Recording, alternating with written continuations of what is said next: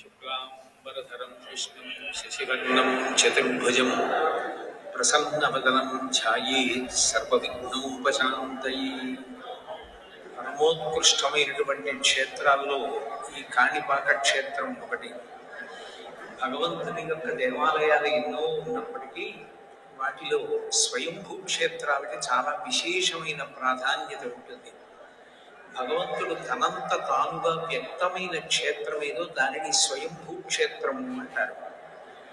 అట్లా భగవంతుడు తనంత తాను వ్యక్తం అయిన క్షేత్రాలతో పాటుగా దేవతల చేత ప్రతిష్ఠింపబడినవి, రాక్షసుల చేత ప్రతిష్ఠింపబడినవి, మనుష్యుల చేత ప్రతిష్ఠింపబడినవి, ప్రకృతి సిద్ధంగా ఏర్పడినటువంటివి కూడా భగవన్మూర్తులు ఉంటాయి.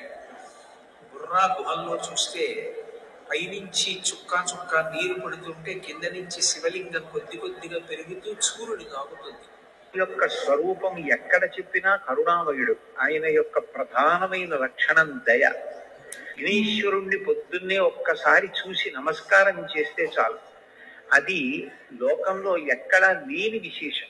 ఒక్కసారి ఆయన ముఖం వంక చూసి నమస్కారం చేసి 16 నామములు ఉన్న శ్లోకం చెప్పి బయటికి విడితే చాలు, విజయం సిద్ధిస్తుంది అని. రెండవది ఆయన యొక్క అపారమైన కరుణ. ఇంకా అంతా ఇంత కరుణ కాదు విఘ్నేశ్వరుడిది. ఆయన క్షమించినంత తొందరగా ఎవ్వరూ క్షమించరు. మీరు చూడండి, అందరికన్నా ఎక్కువగా మరిచిపోయే లక్షణం ఎవరికి ఉంటుంది అంటే పిల్లల యందు ఉంటుంది. మీరు పిల్లలు అనేటప్పటికీ ఒక విషయం జ్ఞాపకానికి తెచ్చుకోవచ్చు. పెద్దవాళ్ళు ఏదైనా తింటున్నారనుకోండి, ఎవరో పెద్దలు వచ్చారు ఇంటికి, ఇంట్లో భోజనమో పలహారమో చేస్తున్న పెద్ద ఆయన ఆ పళ్ళెం పట్టుకునో లేకపోతే చేతిలో ఏ ఉండ్రాయో కుడుమో పట్టుకుని తింటూ వీధిలోకి వెళ్ళి స్వాగతం పలకడం, ఆ పళ్ళెం లోపల పెట్టి తాను పెడతాడు. విఘ్నేశ్వరుడు ఒక్కడు మాత్రం చేతిలో కుడుము పట్టుకుని తిరుగుతూ ఉంటాడు. అంటే పిల్లవాడి లక్షణం. పిల్లవాడు చూడండి, తాతగారు ఎవరో పెద్దవాళ్లతో మాట్లాడుతుంటే వచ్చి తాతగారు తాతగారు అని విసిగిస్తాడు. తాతగారు కాసేపు పక్కకి పో అని విసుక్కుంటే కోపం వచ్చి పక్కకి వెళ్ళిపోయి తాతగారు నన్ను దెబ్బలాడారని మనసులో పెట్టుకుని బాధపడతాడు, ఏడుస్తాడు. వాళ్ళు వెళ్ళిపోగానే తాతగారు పిలిచి ఎవరే ఇదిగో ఈ పండు తిను అంటే మళ్ళీ పరిగెత్తుకుంటూ వచ్చేసి తాత తాత తాత అంటూ ఒళ్ళోకి ఎక్కి కూర్చుని తాతతో కబుర్లు చెప్తాడు. అంటే ఆయన మనసుకి కలిగినటువంటి కష్టాన్ని చాలా తొందరగా ఒక బాలుడు ఎలా మరిచిపోతాడో అలా మరిచిపోయి క్షమించగలిగినటువంటి గుణం, అనుగ్రహించగలిగిన గుణం విఘ్నేశ్వరుని యందు ఉంది. అందుకని ఆయన బాలరూపంతో ఎప్పుడు చేతిలో కుడుము పట్టుకుని తిరుగుతూ ఉంటాడు. అది కారణం బాలగణపతి అని. ఎప్పటికీ ఆయన పరమశివుని యొక్క పెద్ద కుమారుడు. తమిళ దేశంలో పిళ్ళయార్ పిళ్ళయార్ అంటుంటారు, అంటే పెద్ద కొడుకు పెద్ద కొడుకు. ఎప్పటికీ అలా పెద్ద కొడుకు ఒక పిల్లవాడిగా ఉండిపోవడానికి కారణం ఏమిటంటే ఆయన యొక్క క్షమాగుణం. ఇది రెండవ లక్షణం. ఇక మూడవ లక్షణం ఏమిటి అంటే విఘ్నేశ్వరుణ్ణి స్మరించినంత మాత్రము చేత విఘ్నము తొలగిపోతుంది. విఘ్నము అంటే పరమ ప్రమాదకరమైనది. అది కార్యహంతి, అంటే ఇక కార్యము జరగకుండా చేసేస్తుంది. ఏదో కష్టపడితే కార్యం జరగడం కాదు, అసలు ఇక ఆ కార్యం జరగదు, అర్ధంతరంగా ఆగిపోతుంది. అట్లా కార్యం ఆగిపోయింది అంటే విఘ్నేశ్వరుని యొక్క అనుగ్రహం లేదు అని గుర్తు. అందుచేత విఘ్నమును తొలగించి కార్యము జరిగేటట్లు చెయ్యగలిగిన వాడెవరు అంటే విఘ్నేశ్వరుడు. విచిత్రమైన విషయం ఏమిటంటే ఇంత గొప్ప అనుగ్రహం ఇవ్వగలిగినటువంటి విఘ్నేశ్వరుడు కేవలముగా తనకేదో పెద్ద ఉపకారం చేస్తే, చాలా గొప్ప పూజ చేస్తే అనుగ్రహించడం కాదు, పరమ తేలికగా అనుగ్రహిస్తాడు. ఎంత తేలికగా అనుగ్రహిస్తాడు అంటే 4 గరికపోతలు తీసుకొచ్చి ఆయన పాదముల మీద సమర్పించినంత మాత్రం చేత ఆయన ప్రసన్నుడైపోతాడు. అందుకే ఎక్కడా లేని రీతిలో ఈ గరికతోటి విఘ్నేశ్వరుడికి పూజ, అంటే ఆయన యొక్క సౌలభ్యాన్ని ఆ పూజ తెలియచేస్తుంది. అటువంటి విఘ్నేశ్వరుడి పూజ మీరు గమనిస్తే మీకు ఒక విచిత్రం కనపడుతుంది. శ్రీరామ నవమి ఉందనుకోండి, చైత్రమాసంలో శుక్లపక్షంలో వచ్చే నవమి శ్రీరామ నవమి. కృష్ణాష్టమి ఉందనుకోండి, శ్రావణ మాసంలో కృష్ణపక్షంలో అష్టమి నాడు వచ్చేటటువంటిది కృష్ణాష్టమి. మాస శివరాత్రి ఉందనుకోండి, ప్రతి నెల కృష్ణపక్షంలో వచ్చే చతుర్దశి మాస శివరాత్రి. శుక్లపక్షంలోనైనా వస్తుంది, కృష్ణపక్షంలోనైనా వస్తుంది. పౌర్ణమి అమ్మవారికి అత్యంత పూజకి యోగ్యమైనటువంటి తిథి. అది నెలలో ఒక్కమారు వస్తుంది. కానీ విఘ్నేశ్వరుడికి సంబంధించినటువంటి పూజ శుక్లపక్షంలోనూ కృష్ణపక్షంలోనూ 2 సార్లు వస్తుంది. శుక్లపక్షంలో వచ్చేటటువంటి 4వ తిథి ఏదైతే ఉందో ఆ చతుర్థి విఘ్నేశ్వరుడి యొక్క పూజకి ఉద్దేశింపబడింది. వరసిద్ధి వినాయక వ్రత కల్పము అని భాద్రపద మాసంలో శుక్లపక్షంలో చతుర్థి తిథి నాడు చేస్తారు. మళ్ళీ సంకటహర చతుర్థి అని కృష్ణపక్షంలో వచ్చేటటువంటి చతుర్థి అంటే 4వ తిథి నాడు చేస్తారు. విచిత్రం ఏమిటంటే శుక్లపక్షంలో వచ్చే 4వ తిథి నాడు విఘ్నేశ్వరుడికి వ్రతం, కృష్ణపక్షంలో వచ్చేటటువంటి 4వ తిథి నాడు కూడా విఘ్నేశ్వరుడికి వ్రతం. ఈ 2 కూడా విఘ్నేశ్వర సంబంధమైన వ్రతాలే. ఇంకా విచిత్రమైన విషయం ఏమిటంటే ఈ 2 వ్రతాలని నిర్ణయించినటువంటి వాడు కూడా విఘ్నేశ్వరుడే. ఇవి ఇట్లా జరగాలి, ఈ కల్పం ఇట్లా ఉండాలి, ఇటువంటి కథ చెప్పుకోవాలి అని దానికి నిర్ణయం చేసినటువంటి వాడు కూడా విఘ్నేశ్వరుడే. నిజానికి సంకటం అనేటటువంటి మాట ఊహ చేయడానికే పరమ భయంకరమైనది. జీవితంలో ఏ కారణం చేత కూడా రాకూడని కష్టం ఏది అంటే సంకటం. సంకటము అన్న మాటకు అర్థం ఏమిటంటే ఇరుకైన దాని యందు చిక్కుకుని పోవుట. మీకు బాగా అర్థమయ్యేటట్టు చెప్పాలి అంటే ఎవరో ఒక వ్యక్తి నడుస్తుండగా ఆయన నడుస్తున్న చోట ఉన్నటువంటి రాయి అపభ్రంశమై ఆయన పడిపోయాడు. ఆ పడిపోయినప్పుడు ఏమైపోయింది అంటే 2 పెద్ద పెద్ద బండరాళ్ల మధ్యలోకి దిగిపోయాడు. ఇప్పుడు ఆయన బండరాళ్లు తొలగించలేడు, ఆయన పైకి రాలేడు. ఎవరైనా పట్టుకుని పైకి లాగుదామన్నా జారిపోవడం అయితే జారిపోయాడు, కానీ ఆయన ఆ ఇరుకులోంచి పైకి రాలేడు. బలవంతంగా లాగే ప్రయత్నం చేశారనుకోండి ముక్క ఊడిపోతాడంతే తప్ప ఆయన్ని పైకి లాగలేరు. ఇప్పుడు ఆయన 2 బండరాళ్ల మధ్యలో ఇరుక్కుపోయి పైకి రాలేక ఆ ఇరుకులో ఉండిపోతే ఆయన ఎంత భయాన్ని పొందేస్తాడో. అక్కడ ఇరుక్కుపోయిన వాడు ఇక పైకి రాలేను, నా ప్రయత్నం సరిపోదు, బయట ఉన్న వాళ్ళు కూడా నన్ను తీయడం సాధ్యం కాదు, అటువంటి విచిత్రమైన పరిస్థితుల్లో నేను ఈ ప్రమాదంలో ఇరుక్కుపోయాను, ఇక నేను బయటికి రాలేను అన్నప్పుడు ఆ వ్యక్తి ఎంత కష్టంలో ఉంటాడో అంతటి కష్టం కలగడాన్ని సంకటము అని పిలుస్తారు. అటువంటి సంకటాన్ని కూడా తీయగలిగిన వాడు ఎవరు అంటే విఘ్నేశ్వరుడు. మీరు అందుకే కొంచెం జాగ్రత్తగా పరిశీలిస్తే కాలంలో భాద్రపద మాసంలో వస్తుంది విఘ్నేశ్వరుని యొక్క ఈ చతుర్థి. కారణం ఏమిటంటే మీరు చూడండి, శ్రావణ మాసం వర్షాలు నభో మాసం అంటారు. నల్లటి మబ్బులు ఆకాశంలో బాగా కిందకి దిగి వచ్చేసి చీకటిగా ఉండి విశేషంగా వర్షం పడుతుంది. భాద్రపద మాసం వచ్చేటప్పటికి అంతకు ముందు శ్రావణ మాసంలో వర్షాలు పడిపోయిన కారణం చేత తీగలు డొంకలు అన్నీ పెరిగిపోతాయి. అరణ్యంలో ముందు శాకాహారం తినే ప్రాణులు బాగా తింటే తప్ప మాంసాహారం తినే ప్రాణులకు ఆహారం దొరకదు. ముందు ఒక కుందేలో లేడో జింకో కడుపు నిండా తిందనుకోండి, అప్పుడు మాంసాహారం తినే పెద్ద పులి సింహం లాంటివి ఆ లేడినో జింకనో తింటాయి. అది తినాలంటే అరణ్యంలో స్వేచ్ఛగా తిరగాలి. తిరగడానికి తీగలు మొక్కలు డొంకలు అడ్డొచ్చేస్తాయి. అప్పుడు దాన్ని తొలగించేది ఎవరు అంటే మొట్టమొదట ఏనుగు నడుస్తుంది. ఏనుగు కేవలం నడిచి వెళ్ళిపోతుంది. ఏనుగు యొక్క శరీరమే దానికి గొప్ప ఉపకరణం. అది నడిచి వెళ్ళిపోతుంటే తీగలు అవి అన్ని తెగిపోతాయి. దాని తొండంతో అది అడ్డొచ్చిన వాటన్నింటినీ తొలగతోసుకుంటూ కాళ్లతో తొక్కుతూ వెళ్ళిపోతుంది. ఏనుగు వెళ్ళిపోయిందనుకోండి మార్గం వచ్చేస్తుంది. ఆ మార్గంలో లేళ్లు జింకలు వెళ్ళిపోతాయి. నాయకుడు అన్న మాటకు అర్థం ఏమిటంటే ముందు నుండి నడిపించగలిగినటువంటి వాణ్ణి నాయకుడు అంటారు. నయన నాయక, నయనం అంటే కన్ను, ఇది ముందు పనిచేస్తుంది. దూరంగా ఉన్నదాన్ని కూడా చూస్తుంది. మనసు దాని యందు అనురక్తమవుతుంది. ముందు కన్ను విడుతుంది. నాయకుడు ముందెడతాడు. నాయకుడు వెనక మిగిలిన వాళ్ళందరూ నడుస్తారు. ఆ నాయకుడు దారి తప్పాడు అనుకోండి, వెనకనున్న వాళ్ళందరూ కూడా దారి తప్పుతారు.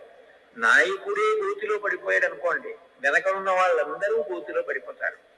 అందుకని నాయకుడు విశిష్టమైన నాయకుడై ఉండాలి.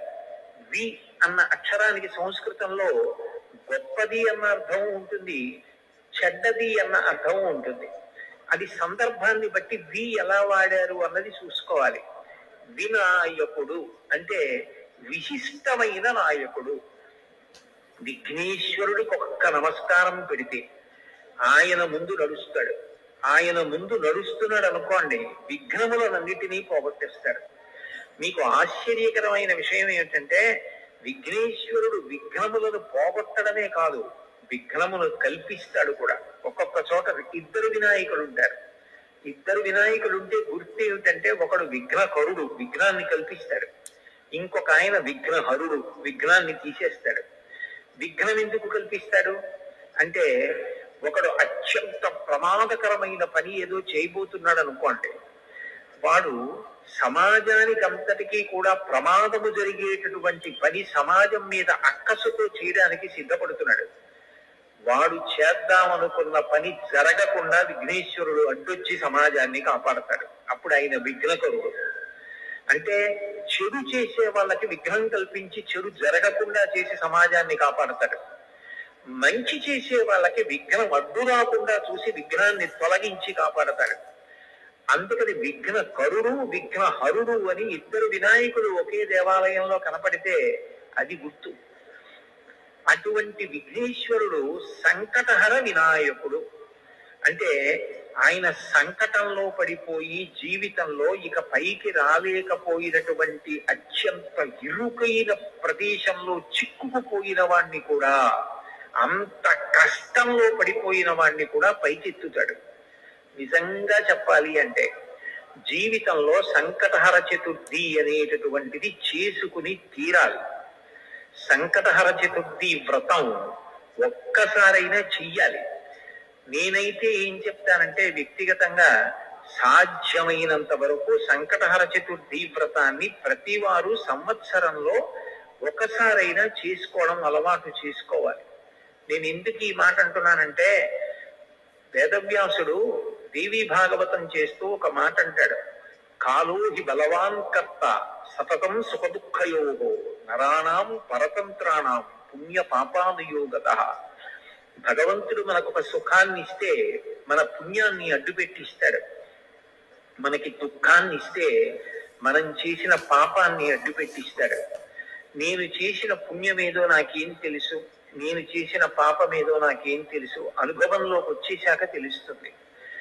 అది అనుభవంలోకి వచ్చేసి సంకటం ఏర్పడిపోయిన తరువాత పరుగులు తీసే కన్నా అటువంటి సంకట స్థితి రాకుండా ముందే సంకటహర చతుర్థి వ్రతాన్ని చేసుకున్నారనుకోండి, శాస్త్రం మీద నమ్మకం ఉండడమే శ్రద్ధ అని పిలువబడుతుంది. దాని వలన వచ్చే ఇబ్బంది ఏముంది? పెద్దలు చెప్పారు, శాస్త్రాలు చెప్పాయి, పురాణాలు చెప్పాయి, ఆ సంకటహర చతుర్థి వ్రతం చేసుకుంటున్నాం. ఈ సంకటహర చతుర్థి వ్రతం అనేటటువంటిది పరమ ప్రఖ్యాతి వహించి మనకి సంకటం కలగకుండా ఉండడం కోసం తాను సంకటమునందు కృష్ణ పరమాత్మ ఇరుక్కుని చతుర్థి వ్రతాన్ని చేసి, ఆ వ్రతం చేసిన కారణం చేత సంకటం నుంచి ఎలా పైకి రావచ్చో లోకానికి నిరూపించాడు. విశేషం ఏమిటంటే, ఇందులో మేనమామ మేనల్లుడి యొక్క పాత్ర గొప్పది. మేనమామ కృష్ణ పరమాత్మ. ఎందుకనంటే పార్వతీదేవి యొక్క సోదరుడు కదూ నారాయణ నారాయణి. నారాయణుని చెల్లెలు నారాయణి పార్వతీదేవి. పార్వతీదేవి పెద్ద కుమారుడు విఘ్నేశ్వరుడు. కాబట్టి మేనమామ ఎవరు? నారాయణ కృష్ణ పరమాత్మ. పరిపూర్ణావతారం. పరిపూర్ణావతారం అంటే అన్ని అవతారముల తేజస్సు ఆయనలోకి వెళ్ళిపోతుంది. అంతటి పరిపూర్ణావతారమైన కృష్ణావతారం సంకట స్థితిలో పడినటువంటి స్థితి నుండి బయటికి వచ్చినటువంటి విధానమేదో అదే సంకటహర చతుర్థి. అయితే విశేషం ఏమిటంటే, సంకటహర చతుర్థి కానీ, శుక్లపక్షంలో భాద్రపద మాసం వరసిద్ధి వినాయక వ్రతం కానీ విఘ్నేశ్వరుడే ప్రవేశపెట్టి ఉండడం. నిజానికి పరాశర మహర్షి కృతమైనటువంటి విష్ణు పురాణంలో ఉన్న ఒక శ్లోకాన్ని చదువుకున్నా చాలు అని విఘ్నేశ్వరుడు ఆనతి ఇచ్చాడు. కారణం ఏమిటంటే, నిజానికి శమంతకోపాఖ్యానం అనేటటువంటి కథ జ్ఞాపకం పెట్టుకోవడం చాలా చాలా కష్టమైనటువంటి కథ. అది మీరు ఒకసారి విన్నారనుకోండి, మీకు బాగా జ్ఞాపకం ఉండిపోయింది అనుకోండి, చాలా సంతోషకరమైన విషయం. కానీ అంత తేలికగా జ్ఞాపకం ఉండిపోవడం సాధ్యం కాదు. కొంచెం మలుపులు అట్లా తిరిగిపోతుంది. అందుకని విఘ్నేశ్వరుడు ఎంత దయామయుడంటే, మీరు ఈ కథంతా యథాతథంగా చెప్పుకోలేకపోతే ఒక్క శ్లోకాన్ని చదవండి చాలు, మీరు శమంతకోపాఖ్యానం చెప్పుకున్నట్లుగా నేను అనుగ్రహిస్తాను అన్నాడు. ఇప్పుడు నేను ఆ శమంతకోపాఖ్యానము వలన ఈ భాద్రపద శుక్లపక్షంలో వచ్చే చతుర్థి వ్రతం ఎలా వచ్చింది, కృష్ణపక్షంలో వచ్చేటటువంటి చతుర్థి సంకటహర చతుర్థి ఎలా వచ్చింది అన్న విషయాల గురించి మాట్లాడడానికి ప్రయత్నం చేస్తాను. పూర్వం యదువంశంలో నిఘ్నుడు అని ఒక మహారాజు గారు ఉండేవారు. ఆయనకి 2 కుమారులు, సత్రాజిత్తు, ప్రసేనుడు. ఆ సత్రాజిత్తు సూర్య భగవానుడిని ఆరాధన చేశాడు. ఆరాధన చేసినప్పుడు సూర్య భగవానుడు ప్రత్యక్షమయ్యాడు. ప్రత్యక్షంగా కంటికి కనపడేటటువంటి పరబ్రహ్మ స్వరూపం సూర్య భగవానుడు. సృష్టికర్త, స్థితికర్త, ప్రళయకర్త ముగ్గురు కలిసిపోయి ఒక వెలుగుల ముద్ద అయిపోయి కనపడితే ఈ కంటితో చూడడానికి వీలైనటువంటి పరబ్రహ్మ స్వరూపం సూర్య భగవానుడు.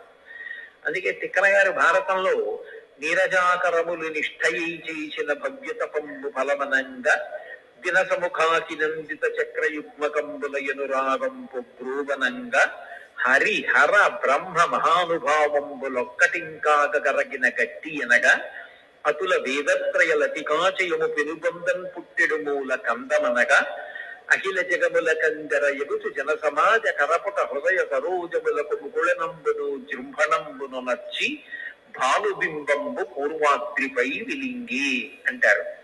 హరి హర బ్రహ్మ మహానుభావంబులొక్కటింకాగరగిన గట్టి అనగా సృష్టికర్త, స్థితికర్త, ప్రళయకర్త ముగ్గురు కలిసి పరబ్రహ్మముగా ఈ కంటితో చూడడానికి వీలైన కాంతి పుంజంగా ఆకాశంలో ప్రకాశిస్తే అదే సూర్యనారాయణమూర్తి. ఆ సూర్యుణ్ణి ఉపాసన చేశాడు సత్రాజిత్తు. ఉపాసన చేస్తే సూర్య భగవానుడు ప్రత్యక్షమయ్యాడు. ఒక రూపంతో భూమి మీదకి దిగొస్తే ప్రత్యక్షమయ్యాడు అంటారు. ఈ కంటితో చూడడానికి వీలుగా తన తేజస్సుని తగ్గించుకుని వస్తాడు భగవంతుడు. అట్లా వచ్చాడు. వస్తే స్తుతి చేసినటువంటి సత్రాజిత్తు సూర్యనారాయణమూర్తి యొక్క మెడలో ఉన్నటువంటి శమంతకమణిని అడిగాడు. అడిగితే సూర్య భగవానుడు అన్నాడు, ఈ శమంతకమణిని ఇవ్వడానికి నాకు అభ్యంతరం లేదు, నేను నీకు ఇస్తాను. కానీ ఈ శమంతకమణి వలన కొన్ని ప్రయోజనాలు ఉన్నాయి, కొన్ని ప్రమాదాలు ఉన్నాయి. ఈ శమంతకమణి రోజుకి విశేషంగా బంగారాన్ని ఇస్తుంది, బారువుల బంగారం ఇస్తుంది. అంత బంగారం ఒక వ్యక్తి దగ్గర పెరిగిపోతే లోకకంటకుడవుతాడు. అంటే లోకమంతా కూడా ఆయన్ని నిందిస్తుంది, అంత డబ్బు ఉందని అసూయ చేత. అది ఒకటో ప్రమాదం. రెండవది, ఈ శమంతకమణి ఎవరు మెడలో వేసుకున్నారో వారు ఎప్పుడూ బాహ్యమునందు ఆంతరమునందు శౌచంతో ఉండాలి. అంటే మూత్ర విసర్జన చేసినా, శరీరంలోంచి ఏదైనా మలం బయటికి వెళ్ళినా వెంటనే కాళ్ళు చేతులు కడుక్కుని ఆచమనం చేయాలి, స్నానం చేయాలి. లోపల దుర్మార్గమైన ఆలోచనలు రాకూడదు. అటువంటివి కానీ వచ్చి ఈ మణిని మెడలో ధరిస్తే అది ఎవరు మెడలో వేస్తున్నారో వాళ్ళని సంహరిస్తుంది, వాళ్ళు చనిపోతారు. కాబట్టి ఈ మణి వలన ప్రయోజనము ఉంది, ప్రమాదము ఉంది. ఈ మణి ఎక్కడ ఉంటుందో అక్కడ దుర్భిక్షం ఉండదు, కరువు ఉండదు, కాటకం ఉండదు, అనారోగ్యం ఉండదు, ప్రమాదకరమైన వ్యాధులు ఉండవు. ఇవన్నీ శమంతకమణి ఉన్న చోట ఉండే లక్షణాలు. శమంతకమణి ధరించిన వ్యక్తి బాహ్యాభ్యంతర శౌచాన్ని పొంది ఉండకపోతే మాత్రం ఆ వ్యక్తి మరణిస్తాడు అని చెప్పి సూర్య భగవానుడు శమంతకమణిని సత్రాజిత్తుకి ఇచ్చాడు. సత్రాజిత్తు సంతోషంగా మణిని మెడలో వేసుకుని నగర వీధులలో వస్తున్నాడు. ద్వారకానగర పౌరులందరూ కూడా ఆ సత్రాజిత్తుని చూసి ఎంత తేజస్సుతో వెలిగిపోతున్నాడో, బహుశಃ ఎవరో దేవత వస్తున్నాడు కృష్ణ పరమాత్మ దర్శనానికి అనుకుని పరిగెత్తికెళ్ళి కృష్ణుడికి చెప్పారు. కృష్ణుడికి తెలియని విషయం ఏముంటుంది? సర్వజ్ఞుడు. సూర్యనారాయణమూర్తి నుండి వరంగా శమంతకమణిని సత్రాజిత్తు పొందాడు అన్న విషయాన్ని గ్రహించి సత్రాజిత్తుని సభకి పిలిపించి, వ్యక్తి ఐశ్వర్యవంతుడైపోయి ప్రభుత్వం పేదదైపోతే అర్థం లేని విషయం అయిపోతుంది. ఈ శమంతకమణి నీ దగ్గర ఉంటే, బారువుల బంగారం నీ దగ్గర పెరిగిపోతే ఉపయోగం ఏముంది? ఇది మహారాజు దగ్గర ఉంటే ఈ బంగారం దేశక్షేమానికి వినియోగించవచ్చు. కాబట్టి ఆ శమంతకమణిని మహారాజుకి ఇమ్మని అడిగాడు. కృష్ణ పరమాత్మ యొక్క తత్వాన్ని మీరు పరిశీలిస్తే ఆయన దయాసముద్రుడు, ఆయన పరమాత్మ. ఆయనకి స్వార్థం, ఆయనకి అవన్నీ తీసుకుని దాచుకుందామన్న అవసరం ఆయనకి ఎందుకుంటుంది? లక్ష్మీదేవికి పతి ఆయన, లక్ష్మీదేవికే భర్త అయిన పరమాత్మ ఇవన్నీ నాకు కావాలని కోరుకోవలసిన అవసరం ఏముంది? ప్రజాక్షేమము కొరకు అడిగాడు ఆయన. కానీ సత్రాజిత్తు ఇవ్వకపోగా ఈ కృష్ణ పరమాత్మకి బాల్యం నుంచి కూడా నవనీత చోరుడు అని ఒక పేరుంది. ఈ శమంతకమణిని అపహరిస్తాడేమోనని భయపడి తన దగ్గర పెట్టుకోవడం మానేశాడు. అంటే ఆంతరమునందు శౌచము పోయింది, భగవంతుడికి వ్యతిరేకమైన ఆలోచన వచ్చింది, స్వార్థం పెరిగిపోయింది. ప్రభువు దగ్గర ఉండవలసినది తన దగ్గరే ఉండాలని కోరిక పెరిగింది. ఇదంతా కూడా ఆంతర శౌచం పోవడానికి కారణమైంది. తన దగ్గర ఉంటే ప్రమాదం జరుగుతుందేమో అని తన తమ్ముడు ప్రసేనజిత్తుకి ఇచ్చి, ఇది నువ్వు మెడలో వేసుకు తిరిగన్నాడు. ప్రసేనజిత్తు మెడలో వేసుకు తిరుగుతూ ఉండేవాడు. ఒక రోజున ప్రసేనజిత్తు వేటకి బయలుదేరాడు. బయలుదేరి వేటకి వెళ్ళినప్పుడు అనుకోకుండా ఆయనతో పాటు కృష్ణ పరమాత్మ కూడా వెళ్ళాడు. అనేక మంది పౌరులు కూడా వెళ్ళారు. అరణ్యంలో క్రూర మృగాల్ని వేటాడుతున్నారు. సమయం తెలియలేదు. వేట అనేటటువంటిది తమకంతో కూడుకున్నది. జూదం, వేట, వీటిలో ఎంత సమయం పోయిందన్నది తెలియదు. తమకం కలుగుతుంది. ఆ తమకము చేత చీకటి పడిపోయింది, వేటాడుతూనే ఉన్నారు.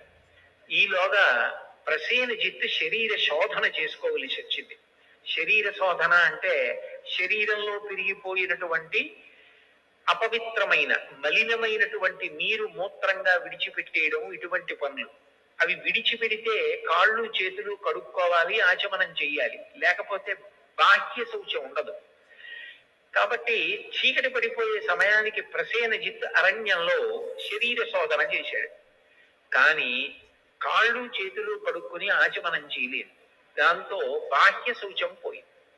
ఎప్పుడైతే బాహ్య శౌచం పోయిందో శమంతకమణి వలన ప్రమాదం ఏర్పడుతుంది. ఇప్పుడు బాగా అరణ్యం, ఆ పైన చీకటి పడిపోయింది. ఈ ప్రసేనజిత్తు గుర్రం మీద తిరిగి ఊరు వెళ్ళిపోతున్నాడు ద్వారకా నగరానికి. అకస్మాత్తుగా ఎక్కడి నుంచో ఒక సింహం వచ్చి ప్రసేనజిత్తు మీద పడి ఒక్క ఉదుటలోనే ఆ ప్రసేనజిత్తుని చంపేసింది. చంపేసి ఆయన శరీరాన్ని కొంత తినేసింది, గుర్రాన్ని కొంత తినేసింది. అంత చీకటిలో కూడా వెలిగిపోతున్నటువంటి ఆ శమంతకమణిని ఆశ్చర్యంతో చూసి తినడానికి పనికి రాకపోయినా నోట కరుచుకుని పట్టుకుపోయింది. దానికి ఎందుకు పనికిరాదు, కానీ అంత ఆకర్షణీయంగా ఉంది ఆ శమంతకమణి. అంత చీకట్లో కూడా వెలిగిపోతోంది, నీవుతో నోట కరుచుకుని పోయింది. చీకటి పడిపోయింది, ప్రసేనజిత్తు కనపడలేదు, అందరూ ఇంటికి వెళ్ళిపోయారు. వెంటనే సత్రాజిత్ అన్నాడు, ఈ శమంతకమణిని కృష్ణ పరమాత్మ అడిగాడు, నేను ఇవ్వనన్నాను. ఈయనకి బాల్యం నుంచి నవనీత చౌర్యం అవి అలవాటున్నాయి, నేను ఇవ్వలేదని చీకటి పడిన తరువాత బహుశः ఈయనే నా తమ్ముడి దగ్గర శమంతకమణిని అపహరించి ఉంటాడు అన్నాడు. అనేటప్పటికి అపవాదం వచ్చింది కృష్ణ పరమాత్మకి. లోకం ఎలా ఉంటుందంటే, ఇవాళ పొగిడితే అందరూ పొగుడుతారు. ఎవడో ఏదో ఆధారం లేకుండా ఓ మాట అన్నాడు అనుకోండి, పూర్వాపరాలు విచారించకుండా అందరూ రాళ్లు విసురుతారు. అది లోకానికి ఉండేటటువంటి లక్షణం. అందరూ కృష్ణ పరమాత్మ దొంగ దొంగ ప్రసేనజిత్తు దగ్గర శమంతకమణిని అపహరించాడన్నారు. ఆయన వచ్చిన అపనింద పోగొట్టుకోవడానికి మరునాడు అరణ్యంలోకి వెళ్ళాడు. వెళ్ళి వెతికితే ఒక చోట ప్రసేనజిత్తు యొక్క కళేబరం శవం కనపడింది. అప్పటికే దాన్ని కొంత భాగం సింహం తినేసింది, గుర్రాన్ని తినేసింది. శమంతకమణి కనపడలేదు. ఆయన అన్నాడు, నాకే పాపం తెలియదు, మీరు చూశారు కదా, నేను చంపితే శమంతకమణి కోసం సగం తినేసి ఉండవు కదా ఈ శరీరాలు, సగం తినేసి ఉన్నాయంటే ఇతన్ని క్రూర మృగం చంపింది అన్నాడు. అంటే అక్కడున్న ప్రజలు అన్నారు, నిజమే, ఈయన్ని ఏదో క్రూర మృగం తింది, గుర్రాన్ని క్రూర మృగం తింది. మరి నిజంగా క్రూర మృగమే తింటే శమంతకమణిని తిందగా, అది ఉండాలిగా. అది లేదంటే దాని అర్థం కృష్ణుడు రాత్రి ప్రసేనజిత్తుని చంపేసి శమంతకమణిని పట్టుకుపోయాడు. ఆ చనిపోయిన ప్రసేనజిత్తు కింద పడిపోయాడు, ఆ గుర్రం పడిపోయింది. వాటిని క్రూర మృగాలు తిన్నాయి, మణిని మాత్రం కృష్ణుడే అపహరించాడన్నారు. తనేదో వచ్చిన అపనింద పోగొట్టుకోవడానికి ప్రయత్నం చేస్తే అపనింద మరీ పెరిగిపోయింది. నేను మొట్టమొదటే మీకు ఉపమానంలో చెప్పానే, రాళ్ల మధ్యలో ఇరుక్కుపోయిన వ్యక్తి బయటికి రావడానికి ప్రయత్నం చేస్తే ఇంకా ఇంకా దిగబడిపోయినట్టుగా, ఊబిలో దిగబడిపోతున్న వ్యక్తిలా ఇంకా దిగబడిపోయాడు. కాదు, నా మీద వచ్చిన అపవాదు పోగొట్టుకోవాలని ఆయన మరింత ప్రయత్నం చేద్దామని అక్కడ ఏ అడుగుజాడలు ఉన్నాయి చూశాడు. సింహం యొక్క అడుగుజాడలు కనపడ్డాయి. కాబట్టి సింహం చంపింది ప్రసేనజిత్తుని. మరి శమంతకమణిని కూడా సింహమే తీసుకుని పోయి ఉంటుందని అడుగుజాడలు బట్టి సింహం ఎటిళ్ళిందో అటు వెళ్ళాడు. కొంతసేపు అయిన తరువాత ఒక భల్లూకము యొక్క అడుగుజాడలు కనపడ్డాయి. సింహము భల్లూకము పెనుగులాడినట్టుగా అర్థమైంది. ఈ రోజులలో నేర పరిశోధన ఎలా చేస్తారో ఆ రోజుల్లో కృష్ణ పరమాత్మ అంత కష్టపడ్డాడు తనను నిర్దోషిని నిరూపించుకోవడానికి. అక్కడ భల్లూకముడు అడుగుజాడలు కనపడ్డాయి. కనబడితే కృష్ణుడు అన్నాడు, చూశారు కదా, సింహం బహుశः నోటితో కరుచుకుని శమంతకమణిని పట్టుకెళ్ళింది. భల్లూకం వచ్చి సింహాన్ని చంపింది. అందుకే ఇదిగో ఇక్కడ సింహం కళేబరం పడుంది, సింహం పడుంది, సింహం దగ్గర భల్లూకం ఆ మణిని పట్టుకుపోయింది అన్నాడు. అంటే ప్రజలు అన్నారు, నువ్వు చెప్పడం ఎంత గడుసుతనంగా చెప్పినే వినేవాడు నమ్మేటట్టుగా చెప్పాలి కదా కృష్ణ. ఎక్కడైనా లోకంలో భల్లూకాన్ని సింహం చంపుతుందా, సింహాన్ని భల్లూకం చంపుతుందా? సింహం శమంతకమణి అట్టుకెళ్ళిందా? భల్లూకం వచ్చి సింహాన్ని చంపిందా? చంపి భల్లూకం పట్టుకెళ్ళిపోయిందా శమంతకమణిని? ఇది మళ్ళీ ఇంకో కొత్త అబద్ధం సృష్టించావు నువ్వు అన్నారు. ఎంత బయటికి వద్దామని ప్రయత్నం చేస్తే అంతగా అపవాదు బలపడిపోతోందనుకుని భల్లూకం వెళ్ళిందో అటు వెళ్ళాడు. వెడితే భల్లూకం ఒక పెద్ద గుహలోకి వెళ్ళిపోయినట్లుగా కనపడింది. కృష్ణ పరమాత్మ గుహలోకి దిగి నడుస్తున్నాడు. అది బహు ఇరుకుగా ఉంది. ఆయన తన శరీరపు కాంతిని దీపంగా చేసుకుని నడుస్తున్నాడు. వాళ్ళకి అనుమానం వచ్చింది, వెనకనొచ్చిన వాళ్ళకి, ఒరే మనందరినీ ఇట్లాగే మెల్లగా గుహలోకి తీసుకెళ్లి తను తప్పుకుని మన నీ గుహలో ఉంచేసి ఏ రాళ్ళు అడ్డుపెట్టి వెళ్ళిపోతాడో ఏమిటో, ఎందుకు వచ్చిన గొడవ? నువ్వు నిజంగా నిర్దోషివైతే ఆ భల్లూకాన్ని చంపి శమంతకమణిని పట్టుకుని రా, నమ్ముతాం. అప్పటిదాకా మేము గుహ బయట ఉంటామని వాళ్ళందరూ విడిపోయి గుహ బయట నించున్నారు. ఒక్క కృష్ణుడిని గుహలో వదిలేశారు. ఆయన గుహలో బయలుదేరి లోపలికి వెడుతున్నాడు. వెడుతుంటే కొంత దూరం వెళ్ళిన తర్వాత ఒక యవ్వనంలో ఉన్నటువంటి ఒక స్త్రీ నిలబడి ఊయల ఊపుతోంది. చూడగానే భగవంతుని యందు ఆమెకి అంత అనురాగం కలిగింది. కథ తిరగాలి కదూ. అమ్మవంతుడు లేచి వచ్చాడు. అక్కడ కృష్ణ పరమాత్మ ఉన్నాడు. చూడగానే పరపురుషుడు. ఇక్కడికి ఎందుకు వచ్చావు అని అడిగాడు. నువ్వెవరని అడిగాడు కృష్ణుడు. మాట పెరిగింది. ఇద్దరు యుద్ధం మొదలు పెట్టారు. 21 రోజుల యుద్ధం జరిగింది. ఆ యుద్ధం జరగడంలో స్రవించినటువంటి రక్తం ప్రవహించి ఏటిగా బయటికి వెళ్ళింది. బహుశా విఘ్నేశ్వరుడు ఎక్కడ వ్యక్తమై, విఘ్నేశ్వరుడు ఎక్కడ అనుగ్రహం చూపించాలన్న ప్రవాహం ముందలా వెడుతుందో ఏమో. మరి కాణిపాకంలో కూడా మరి అలాగేగా, బావిలోంచి మొట్టమొదట నెత్తురే వచ్చింది. ఆ తర్వాత ఈ కాణిపాకం 1.25 ఎకరాల వరకు ఉన్నటువంటి భూమి తడిసిపోయేటట్టుగా కొబ్బరికాయలు కొట్టి నీళ్లు ప్రవహిస్తే విఘ్నేశ్వర మూర్తి వ్యక్తమైంది. కాబట్టి ఆ నెత్తురు గుహలో నుంచి బయటికి వెళ్ళింది. వాళ్ళు అనుకున్నారు లోపలేదో పెద్ద యుద్ధం జరుగుతోంది, కృష్ణుడు భల్లూకంతో చేశాడో భల్లూక సైన్యంతో చేశాడో కృష్ణుడిని బొట్టు పెట్టారో మనకి తెలియదు, కానీ ఇద్దరిలో ఎవరు బయటకు వచ్చినా ప్రమాదం, మనకెందుకు వచ్చిన గొడవని పోతే కృష్ణుడు కదా పోతాడని చెప్పేసి బండలు అడ్డు పెట్టి వాళ్ళు వెళ్ళిపోయారు. లోపల 21 రోజుల యుద్ధం జరుగుతుండగా కృష్ణుడు జాంబవంతుడితో మల్ల యుద్ధం చేస్తూ గట్టిగా ఒకళ్ళనొకళ్ళు పట్టుకుని గుద్దుకుంటున్నారు. ఆ సమయంలో జాంబవంతుడికి అనుమానం వచ్చింది, నాతో ఇంతకాలం యుద్ధం ఎవరు చెయ్యరు, 21 రోజుల యుద్ధం చేస్తున్నాడు, ఈయన్ని చూస్తూ ఉంటే నాకేదో పరవశం కలుగుతోంది, నా శక్తి తగ్గుతోంది, ఈయన శక్తి పెరుగుతోంది. నేను ఇట్లా ఎవరిని చూశాను అంటే త్రేతాయుగంలో రామచంద్రమూర్తిని చూశాను, ఆయనని సేవించాను. ఆ రోజులలో అనుకునేవాడిని, అంతటి మహానుభావుడు, ఆజానుబాహువరవింద దళాయతాక్షం, పెద్ద పెద్ద చేతులు, ఆ కళ్ళు, ఆ రామచంద్రమూర్తి నన్నొక్కసారి కౌగలించుకుంటే బాగుండు అనుకునేవాడిని. కానీ ఆ అవతారంలో నా కోరిక తీరలేదు. అచ్చు రాముడిలాగే ఉన్నాడు, ఆయనే ఈ రూపంలో వచ్చాడేమో, నా కోరిక తీరుస్తున్నాడేమో, త్రేతాయుగం తర్వాత ద్వాపరయుగం వచ్చేసింది అని ఆలోచించి వచ్చిన వాడు రాముడే అని గ్రహించి కృష్ణ పరమాత్మని స్తుతి చేశాడు. చేస్తే కృష్ణ పరమాత్మ తన యథార్థ స్వరూపాన్ని తెలియచేసి తనకి కలిగినటువంటి కష్టాన్ని చెప్పి ఈ శమంతకమణిని నేను తీసుకెళ్ళాలి అని అడిగాడు. పరమ సంతోషం స్వామి, మీకు శమంతకమణి ఇవ్వడానికి నాకు అభ్యంతరం ఏముంటుంది, శమంతకమణే కాదు దీనితో పాటుగా నీకు నా కుమార్తె అయిన జాంబవతినిచ్చి వివాహం చేస్తున్నానన్నాడు.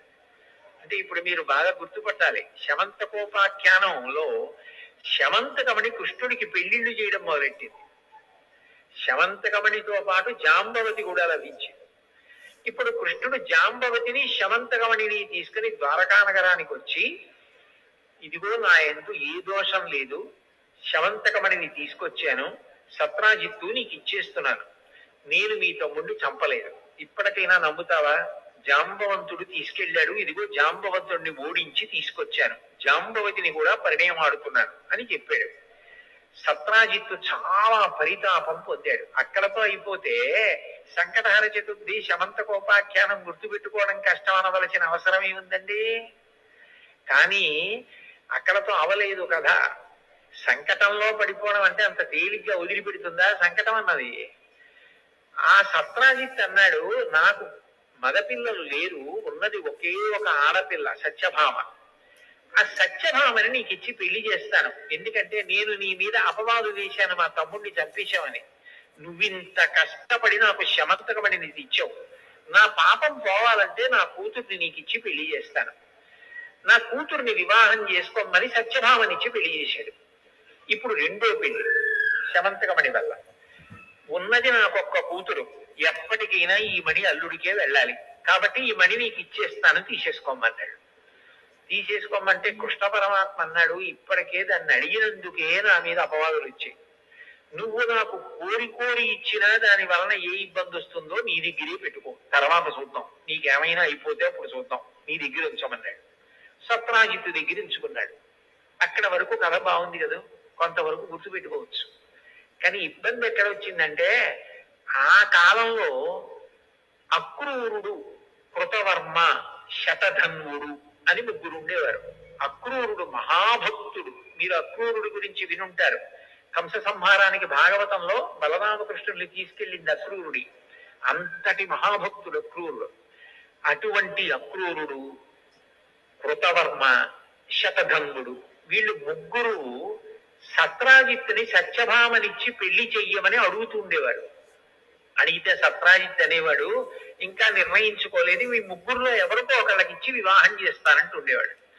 అకస్మాత్తుగా ఈ సంఘటన జరిగి ఎప్పుడైతే శమంతకమణిని కృష్ణ పరమాత్మ తీసుకొచ్చి ఇచ్చేశాడో, అంత కష్టపడ్డాడో అపవాదు నుంచి బయటపడడానికి, బాధపడినటువంటి సత్రాజిత్తు సత్యభామని కృష్ణ పరమాత్మకిచ్చి వివాహం చేశాడు.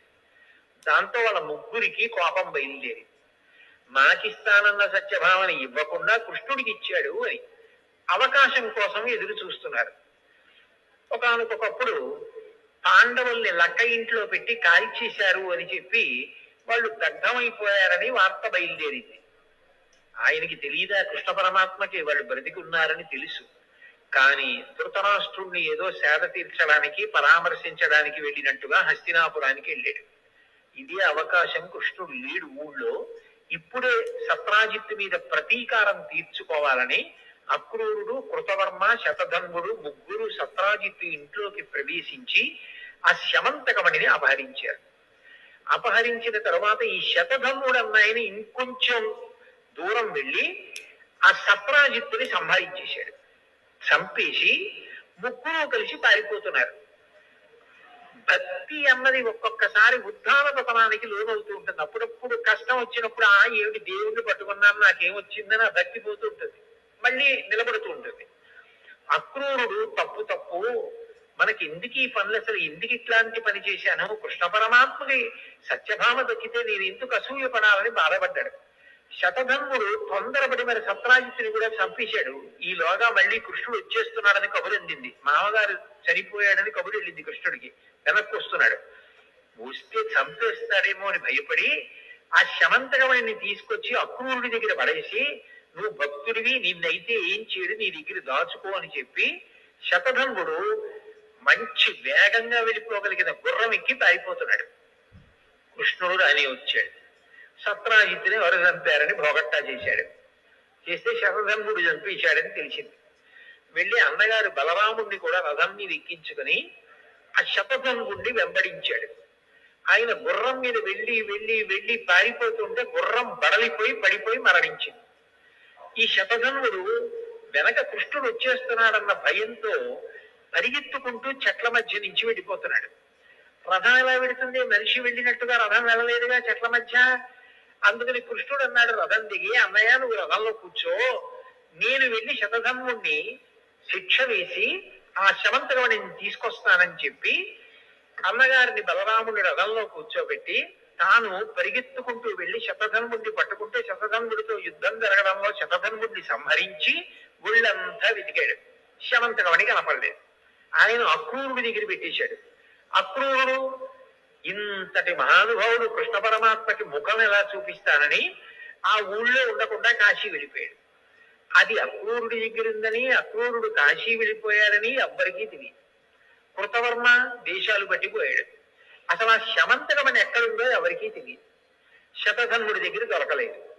కృష్ణ పరమాత్మ తిరిగి వచ్చి రథంలో కూర్చున్న బలరాముడితో చెప్పాడు, అన్నయ్య ఆ శతధన్వుడిని సంహరించాను, ఒళ్ళంతా వెతికాను, కానీ ఎక్కడా శమంతకమణి లేదన్నయ్యా అన్నాడు. అంటే బలరాముడు అన్నాడు, నువ్వు చిన్నప్పటి నుంచి నవనీత చౌర్యం అవి నీకు అలవాటే, ఆ శమంతకమణి తీసుకొస్తే అన్నదమ్ములం కాబట్టి మన ఇద్దరికీ చెందుతుంది, బంగారం రోజు ఇద్దరం సగం సగం తీసుకోవలసి ఉంటుంది, మీ మామగారు సత్రాజిత్ కదా నీకిచ్చాడు, అందుకని చెప్పి నాకెందుకు ఇవ్వాలన్న ఉద్దేశ్యంతో శమంతకమణి దొరకలేదని అబద్ధం చెప్పేస్తున్నావు, చిన్నతనం నుంచి నీ లీలలు ఇంతే, నేను నీతో కలిసి ఉండనని చెప్పి ఆయన రథం దిగిపోయి మిథిలా నగరానికి వెళ్ళిపోయాడు. ఇదెక్కడి ప్రారంభం రా, ఈ శమంతకమణితో అనుకుని కృష్ణ పరమాత్మ అంతఃపురానికి దిగాలుపడి సత్యభామకి అనుమానం బయలుదేరింది, జాంబవతికి అనుమానం బయలుదేరింది. వాళ్ళకెందుకు అనుమానం అంటే సత్యభామ అనుకుంది, ఇది యథార్థానికి మా నాన్నగారు ఇచ్చారు అల్లుడికి, కానీ అంతకన్నా ముందు నిజానికి ఎవరిచ్చారు, జాంబవంతుడు ఇచ్చాడు ప్రసేనుణ్ణి చంపి సింహం తీసుకుపోతుంటే. ఇప్పుడు ఆ శమంతకమణి కృష్ణుడి దగ్గర ఉంటే సత్రాజిత్ ఇచ్చాడన్న పేరు వస్తుందేమో, సత్యభామ వెలిగిపోతుంది అన్న ఉద్దేశ్యంతో జాంబవతి మీద ప్రేమతో అది ఎక్కడో దాచేశాడు కృష్ణుడు. దాచేసి పోయిందని చెప్పేస్తున్నాడు. జాంబవతికి ప్రీతి చేయడం కోసమని మా నాన్నగారిచ్చారన్న మాట రాకుండా ఉండడం కోసం కనపట్టలేదని చెప్తున్నాడని సత్యభామ అనుకుంది. నిజానికి మా నాన్నగారు కదా సింహాన్ని చంపి తీసుకొచ్చి కృష్ణుడికి ఇచ్చింది, కానీ సత్రాజిత్తు మీద ప్రేమతో సత్యభామ మీద ప్రేమతో మా నాన్నగారి పేరు మాటుకెళ్ళిపోయేటట్టుగా చేయడానికి మణి కనపట్టలేదని చెప్పేస్తున్నారు ఆయన అని జాంబవతి అనుకుంది. ఇటు భార్య జాంబవతి అనుమానించింది, అటు భార్య సత్యభామ అనుమానించింది. ఇటు అన్నగారు ఊరు వదిలిపెట్టి వెళ్ళిపోయాడు. ఊళ్ళో పౌరులందరూ మళ్ళీ మనం అనుకున్నాం గాని కన్ను అలాగే ఉంది కృష్ణుడికి ఆ శమంతకమణి మీద. పట్టుకొచ్చినట్టే పట్టుకొచ్చి మళ్ళీ దాన్ని ఆయనే ఎత్తుకుపోయాడు అని మళ్ళీ వదంతి బయలుదేరి. అసలు ఇందులోంచి బయటికి ఎట్లా రావాలి? ఇది బయటికి రావాలంటే శమంతకమణి ఎక్కడుందో తెలియాలి. శమంతకమణి అక్రూరుడి దగ్గర ఉంది, అక్రూరుడు పట్టుకుపోయాడని ఊహించడానికి అవకాశమే లేదు. ఎందుకంటే ఆయన మహాభక్తుడు, ఆయన ఎత్తుకుపోయాడని ఎవరు అనుకోరు, ఆయన పట్టుకుపోయాడు. ఇప్పుడు ఈ కథకి ముగింపు ఎలా? ఈ సంకటం ఏమిటి నాకు? ఇందులోంచి అసలు ఈ ఇరుకులోంచి బయటికి ఎలా రావాలి? అన్నయ్య ఎప్పటికొస్తాడు? బయటికి వెడితే ఎవరు చూసినా నన్ను నింద చేసేవాళ్లే. అంటే సంకటం అన్నది వస్తే ఎంత భయంకరంగా ఉంటుందో. అన్నం తిననివ్వదు, నీళ్లు తాగనివ్వదు, పడుకోనివ్వదు, తనవారు కూడా తనని అనుమానిస్తారు. అది ఎంత భయంకరంగా ఉంటుందో మనం అనుభవిస్తే తట్టుకోలేమని దయాళు అయినటువంటి కృష్ణ పరమాత్మ అనుభవించి చూపించాడు మనకి. అప్పుడు ఆయన ఆలోచన చేస్తూ బాధతో కూర్చున్నాడు అంతఃపురంలో. ఎలా నేను ఈ సంకటం నుంచి బయటికి వస్తాను, ఎలా పోతుంది నాకు అపవాదని. అసలు ఇంతకీ ఈ కథలో ఇప్పటి వరకు మీకు ఎక్కడైనా వినాయకుడు గాని చంద్రుడు గాని కనపడ్డా? ఇప్పటి వరకు కనపడరు. శమంతకోపాఖ్యానం అదో పెద్ద చలనచిత్రం. శమంతకోపాఖ్యానం చిత్రం ఏంటంటే, అప్పుడు నారద మహర్షి వచ్చారు. వచ్చి, కృష్ణ నువ్వు బెంగ పెట్టుకోవు, నువ్వు ఏ రోజున ప్రసేన జిత్తుతో కలిసి వేటకి వెళ్ళావో జ్ఞాపకం తెచ్చుకో అన్నారు. ఆయన బాగా జ్ఞాపకం తెచ్చుకుని గుర్తొచ్చింది, భాద్రపద మాసంలో శుక్లపక్షంలో చతుర్థి తిథి నాడు వెళ్ళాను. అదే నీ కొంప ముంచేసింది. ఆ రోజు చీకటి పడిన తరువాత నువ్వు ప్రసేనుడితో పాటుగా తిరిగి వస్తున్నప్పుడు తల ఎత్తి చంద్రబింబాన్ని చూశావు. చంద్రబింబాన్ని చూసిన కారణం చేత నీకు అపనిందలు రావాలి. అందుకని అపనిందలన్నీ వచ్చాయి. అందుకని ఇంత సంకటంలో పడిపోయావు. అంటే ఏమీ తెలియని వాడిలా కృష్ణుడు అన్నాడు, చవితినాడు చంద్రుణ్ణి చూస్తే అపనిందలు ఎందుకు వస్తాయి అని అడిగాడు. అడిగితే దానికి ఒక కథ ఉందని కథలో కథ. అప్పుడు నారదుడు చెప్పాడు, భాద్రపద శుక్ల చతుర్థి నాడు వినాయక స్వామి వారి యొక్క ఆవిర్భావం, వరసిద్ధి వినాయకుడు అంటారు. మీరు చూడండి, వర శబ్దం వేశారనుకోండి, ఇక ఇది అది అని లేదు, ఏదైనా అని దాని లక్షణం. శ్రేష్టమైన, అధికమైన అని. చూడండి, శ్రీ సూక్తం చిట్ట చివరిలో లక్ష్మీదేవి అనుగ్రహాన్ని చెప్తుంది మంత్రం. 6 లక్ష్ముల్ని చెప్తుంది వేదం. సిద్ధలక్ష్మీర్, మోక్షలక్ష్మీర్, జయలక్ష్మీ, సరస్వతి, శ్రీలక్ష్మీర్, వరలక్ష్మీశ్చ ప్రసన్నా మమ సర్వదా అంటుంది. 6వది వరలక్ష్మి. వర అంటే శ్రేష్టమైన, ఇక అది ఇది అని లేదు, ఏదైనా ఇవ్వగలిగిన స్వరూపం. అదే శ్రావణ మాసంలో చేసేటటువంటి వరలక్ష్మి వ్రతం. అటువంటి వరసిద్ధి వినాయక, ఏదైనా ఇవ్వగలిగినటువంటి గొప్ప శక్తివంతుడుగా విఘ్నేశ్వరుడు ఆవిర్భవించాడు. అలా ఇవ్వాలంటే ఏం చేయాలి? మనలో తప్పులు చూడడం మొదలెట్టారనుకోండి, ఇవ్వలేడు. ఆయన పిల్లవాడిగా, అంటే నేను మొట్టమొదట్లో ప్రసంగంలో చెప్పానే, పిల్లవాడి మనస్తత్వం ఎలా ఉంటుందో అంతగా తప్పులను మరిచిపోగలిగిన ప్రేమైక మూర్తిగా అవతార స్వీకారం చేశాడు భాద్రపద శుక్ల చవితి నాడు. ఆయన పరబ్రహ్మంకి అవతారం ఉంటుంది కాబట్టి ఆవిర్భావ దినోత్సవం వరసిద్ధి వినాయకుడిగా వచ్చాడు. ఆయన తల్లిగారు పెట్టిన పదార్థాలన్నీ తిని, నేను ఎప్పుడు చిన్న పిల్లవాడిలా ఉంటాను, లోకంలో ఉండి అందరినీ అనుగ్రహిస్తాను, మీ తప్పులు మరిచిపోతూ ఉంటాను అని చెప్పడానికి ఆ కురువులు ఉండ్రాళ్ళు చేత పట్టుకుని నడిచి వెడుతున్నాడు. చంద్రుడు ఆకాశంలోంచి చూశాడు. చూసి ఆయన అనుకున్నాడు, ఎంత వికారంగా ఉన్నాడు ఈ పిల్లాడు. ఏనుగు ముఖం, ఒకటే దంతం, పెద్ద బొజ్జ, పొట్టి కాళ్ళు, మరుగుజ్జు స్వరూపం అని అనుకుని పెద్ద నవ్వు నవ్వాడు. చంద్రుడికి ఎందుకు విఘ్నేశ్వరుణ్ణి చూస్తే అంత నవ్వు వచ్చిందంటే, లోకంలో ఎవరైనా చాలా అందంగా ఉన్నారనుకోండి, వెంటనే చంద్రుడి లాంటి ముఖం ఉన్నవాళ్ళు అని వర్ణిస్తారు. చంద్రముఖి అని మనకి వర్ణన కనపడుతుంటుంది, ఆమె ముఖము చంద్రముఖ బింబము వలె ఉన్నది అని. చంద్రుడు అంటే అందగాడు అని లోకంలో ఒక ప్రఖ్యాతి. అయితే నిజానికి బాహ్యంగా చాలా అందంగా ఉంటాడేమో కానీ చంద్రుడు ఆయన ప్రవర్తన ఎందు దోషాలు ఉన్నాయి. దోషాలు ఉండబట్టే కదా కళలు తరగడం మామగారి శాపం ఇచ్చాడు. అలాగే గురువు గారి విషయంలో కూడా దోషం ఉందని కదా చంద్రుడి గురించి లోకంలో ప్రఖ్యాతి. నడవడి విషయంలో అందరినీ అనుగ్రహించడంలో విఘ్నేశ్వరుడు గొప్పవాడు. కేవలంగా బాహ్యంలో అందంగా ఉండేవాడు చంద్రుడు. నిజానికి ప్రవర్తనలో అనుగ్రహించడంలో విఘ్నేశ్వరుడు ఎక్కడా, చంద్రుడు ఎక్కడా? పిల్లవాడి రూపంలో ఉండి నేను అందరినీ క్షమిస్తాను, నా విశాల హృదయం ఇటువంటిదని చెప్పడానికి వినాయకుడు పిల్లవాడిగా వెడుతుంటే ఆయన్ని చూసి పక నవ్వాడు. వెంటనే వినాయకుడు ఆలోచించి, ఓహో నీకు అందం ఎందుకు వచ్చింది? పరబ్రహ్మమైనటువంటి నేను అనుగ్రహించబట్టి. నీకు ఆ విషయం జ్ఞాపకం లేదు. నేను అందగాన్ని అన్న అహంకారంతో నన్ను చూసి వికటంగా నవ్వావు. మనిషికి ఏదైనా ఉండొచ్చు, అహంకారం స్వార్థం ఈ రెండు మనిషిని వృద్ధిలోకి రానివ్వవు. ప్రతిదానికి స్వార్థమే. ఎప్పుడూ ఒళ్ళు కందకూడదు, బట్ట నలగకూడదు, ఏ పని చేయకూడదు. అట్లా బ్రతికేద్దామని అనుకోవడం తప్పు కదా. ఒళ్ళు నలగాలి, చెమట పట్టాలి, సమాజం కోసం కష్టపడాలి, ఏదో ఒక పని చెయ్యాలి. ఏమీ చెయ్యకుండా కూర్చుంటారంటే దాని వలన ఎలా శ్రేయస్సు కలుగుతుంది? అది మంచి పద్ధతి కానే కాదు. కాబట్టి నీకు అహంకారం కలిగింది, స్వార్థం ఉన్నది. ఈ రెండు నీకున్నాయి కాబట్టి దీనికి విరుగుడు నీకు శాపం ఇస్తున్నాను.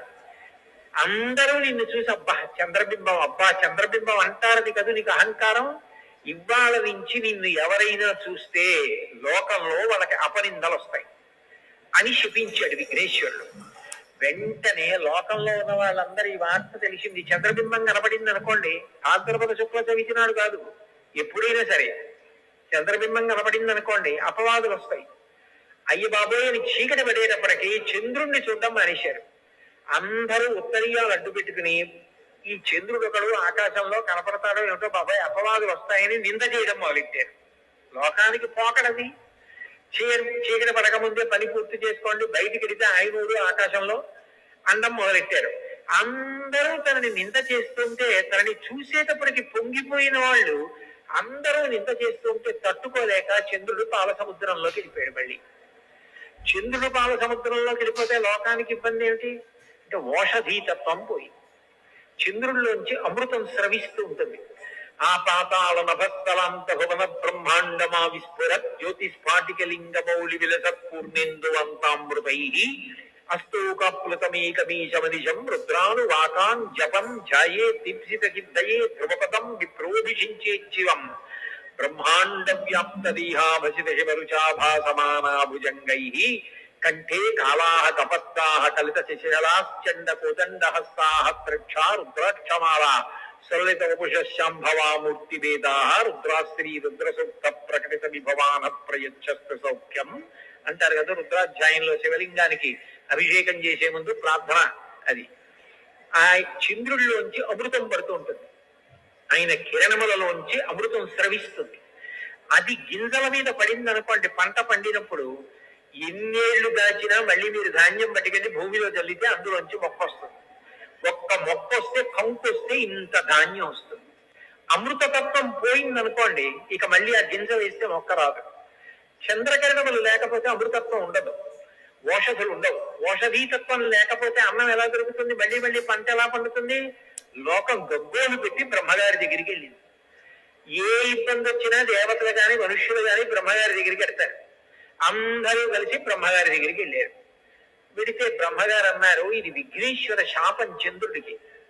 ఆయన విఘ్నేశ్వరుణ్ణి చూసి వికటంగా నవ్వాడు. అహంకారంతో స్వార్థంతో శపించాడు విఘ్నేశ్వరుడు. నిన్ను చూస్తే అపనిందలు వస్తాయని. ఆయన తీయాల శాపం, ఆయన పరబ్రహ్మం, నేను తీయకూడదు. కాబట్టి మీరు విఘ్నేశ్వరుడి దగ్గరికి వెళ్ళండి అన్నాడు. దేవతలు మనుష్యులు అందరూ బ్రహ్మగారి విఘ్నేశ్వరుడి దగ్గరికి వెళ్ళి ప్రార్థన చేశారు. ప్రార్థన చేస్తే దయాళువు కదూ, అందుకని వెంటనే విఘ్నేశ్వరుడు అన్నాడు, అయితే నా శాపాన్ని నేను బాగా తగ్గించేస్తున్నాను. ఒక్క భాద్రపద మాసంలో వచ్చినటువంటి శుక్లపక్ష చవితి నాడు నన్ను చూసి చంద్రుడు నవ్వాడు కాబట్టి ఆ ఒక్క రోజు చంద్రుణ్ణి చూడకూడదు.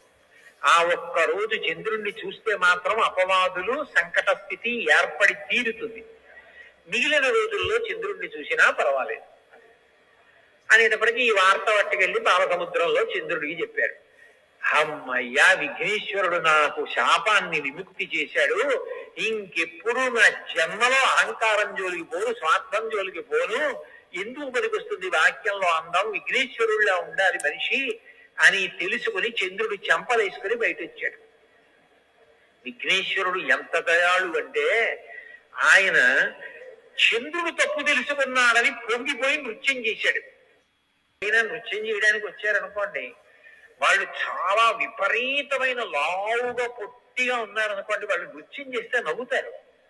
నృత్యం చేయాలంటే ఏదో సన్నగా శరీరం దానికి సహకరించేటట్టుగా అందంగా ఉంటే నృత్యం చేస్తే బాగుంటుంది. అంతేగాని విఘ్నేశ్వరుడు నృత్యం చేయడం ఏమిటి అంటే, ఆయన అవతలవాడు తన తప్పు తెలుసుకుంటే సంతోషాన్ని పట్టలేకపోయాడు, పట్టలేక నృత్యం చేశాడు. చంద్రుడు వచ్చి క్షమాపణ అడిగాడని కాదు, చంద్రుడు తప్పు తెలుసుకున్నాడు చాలు. ఎవడి తప్పు వాడు తెలుసుకుంటే చాలు. నృత్యం చేస్తే నృత్య గణపతి స్వరూపం వచ్చింది. అప్పుడు చంద్రుడు వచ్చి మళ్ళీ ఆకాశంలోకి ఎక్కాడు. మళ్ళీ ఓషధీ తత్వం వచ్చింది. మళ్ళీ వెనక్కి రండి. నారదుడు ఈ విషయం చెప్పి కృష్ణ పరమాత్మకి, కృష్ణ భాద్రపద శుక్ల చవితి నాడు నువ్వు ప్రసేనుడితో కలిసి వేటకి వెళ్లి చీకటి పడ్డాక చంద్రబింబాన్ని చూశావు, అందుకని వచ్చింది ఈ సంకట స్థితి. ఇది పోవాలి అంటే నువ్వు కూడా మళ్ళీ విఘ్నేశ్వరుడి యొక్క వ్రతం చెయ్యాలి. మళ్ళీ నువ్వు కూడా భాద్రపద శుక్లపక్షంలో చవితి నాడు వచ్చేటటువంటి విఘ్నేశ్వరుడి యొక్క వ్రతం చేస్తే ఆయన యొక్క అనుగ్రహానికి పాత్రుడవైతే నీకు వచ్చినటువంటి అపనింద తొలగిపోతుంది. లేకపోతే నిన్ను ఈ అపనింద ఇట్లాగే వెంటాడుతుంటుంది, ఈ సంకట స్థితి నీకు ఇట్లాగే కొనసాగుతుంది. కృష్ణ పరమాత్మ అంతటి వాడు భాద్రపద మాసంలో శుక్లపక్షంలో వచ్చేటటువంటి చవితి నాడు వినాయకుడిని ప్రార్థన చేస్తే ఈ వ్రతాన్ని ఇట్లా చెయ్యమని చెప్పిన వాడు విఘ్నేశ్వరుడే. నువ్వు ఎలా పూజ చేశావో అట్లా పూజ చేసి నువ్వు కష్టంలోంచి బయటకు రావడానికి ఎంత కష్టపడ్డావో ఇతివృత్తమైనటువంటి ఈ శమంతకోపాఖ్యానం కథంతా చెప్పుకుని అక్షతలు వేసుకుంటే నన్ను చూసినా కూడా ఇబ్బంది రాదు.